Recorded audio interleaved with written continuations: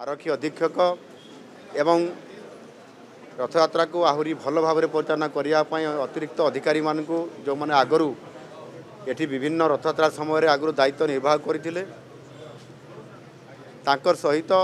आगामी दिन में जो तीनोटी बड़ उत्सव अच्छी तीनोटी जो आमर बड़ यात्रा अच्छी बाहुड़ा यात्रा एवं सुनावेश एवं नीलाद्री विजय ये कार्यक्रम को सुचारू रूपे संपादन करने या आहरी अधिक स्पष्ट भाव कार्यक्रम को निखुण भाव परिचालना करने सहित दीर्घ समय धरिकी आलोचना है एवं आमर जो सेवायत भाई माने एवं सेवक माने जो माने ये समस्त रथयात्रा कार्यक्रम में नियोजित होती एवं वर्ष तमाम भी से महाप्रभुंकर सेवा करिथांती समानंकर सहित मध्य समानंकर सेवायत मानकर समस्या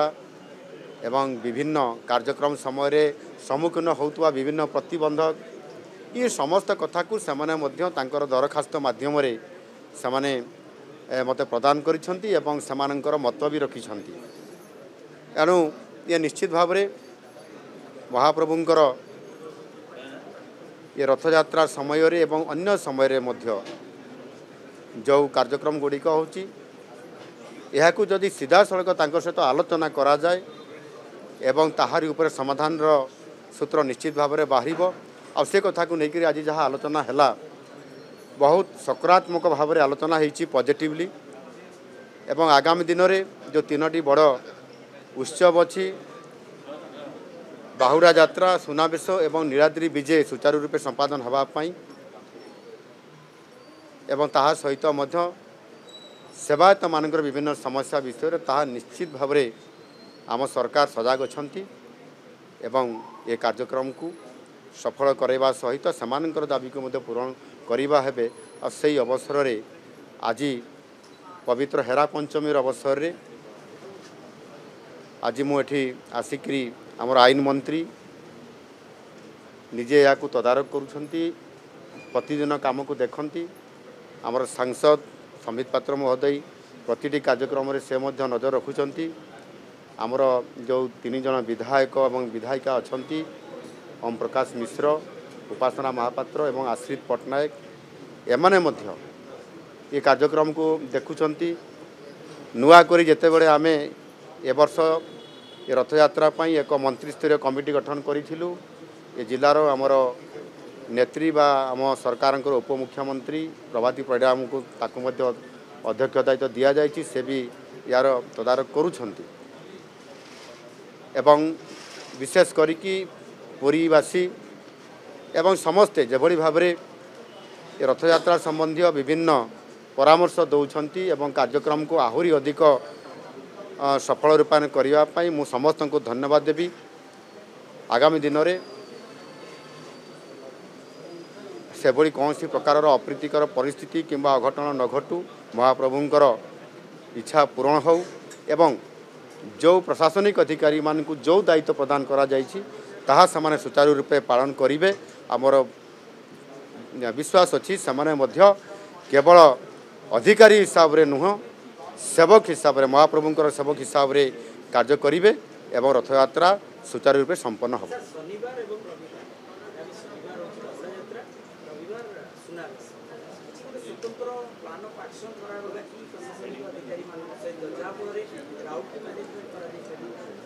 नहीं या आखि आगर कर आलोचना करा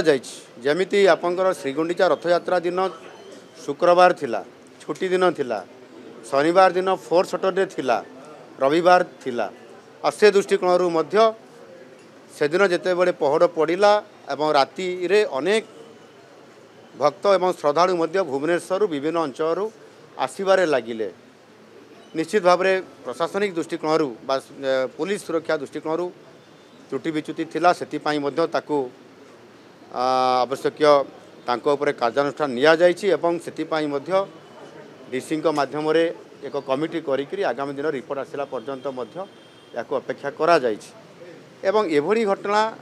शनिवार एवं रविवार छुट्टी थिबा कारण एवं सुनावेश पाई निश्चित भाव में बहुत भीड़ हम नीलाद्री विजय मध्य ये कार्यक्रम रे बहुत भक्त आसबे ए संपूर्ण भाव में जोड़ी दि जाइछि एवं एक प्रशासनिक अधिकारी मैंने जानते जो एआई रो कैमरार व्यवस्था साहाय्य नेबा ड्रोन कैमरार साहाय्य नेबा कथा एवं अधिक पुलिस बल को जो निया जाइछि ताहा मिनट्स टू मिनट्स कार्यक्रम को आहुरी सूक्ष्म भाव में देखा जो त्रुटि है ताहा किभली भाव आगामी दिन न हो से आम आज ये बैठकर आवश्यकता थिला एवं ताकू मध्य आज आम ये दायित्व को आहुरी अधिक क्रियाशील करेइछु मु भावुची महाप्रभुंकर इथिरे आशीर्वाद अच्छी एवं तांको इच्छारे निश्चित भाव में संपूर्ण भाव में निर्भुल भाव में कार्यक्रम समापन हो।